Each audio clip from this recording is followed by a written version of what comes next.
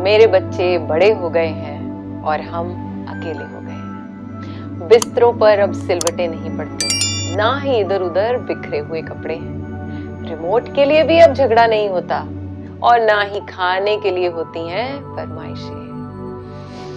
मेरे बच्चे बड़े हो गए हैं और हम अकेले। सुबह जल्दी उठने की अब नहीं होती कोई मारामारी। घर भी बहुत बड़ा और सुंदर दिखता है, पर हर कमरा बेजान सा लगता है। अब तो वक्त काटे नहीं कटता, बचपन की यादें कुछ दीवार पर फोटो में सिमट गई हैं। मेरे बच्चे अब बड़े हो गए हैं और हम अकेले हैं। अब मेरे गले में कोई नहीं लटकता और ना ही घोड़ा बनने की जिद होती है।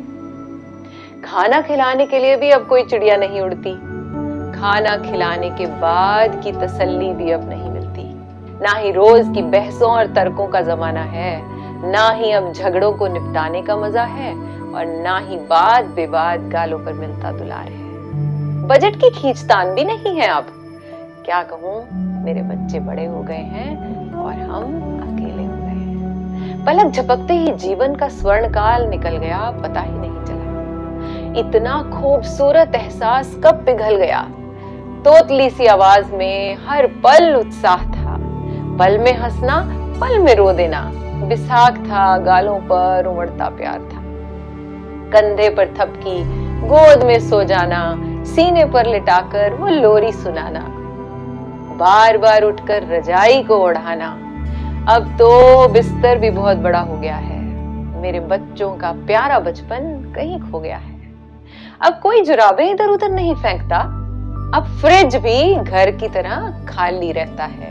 किचन हरदम सिमटा सा रहता है। अब हर घंटी पर लगता है कि शायद कोई सरप्राइज है और बच्चों की कोई नई फरमाइश है। अब तो रोज मेरी सेहत फोन पर पूछते हैं, मुझे आराम की हिदायत देते हैं।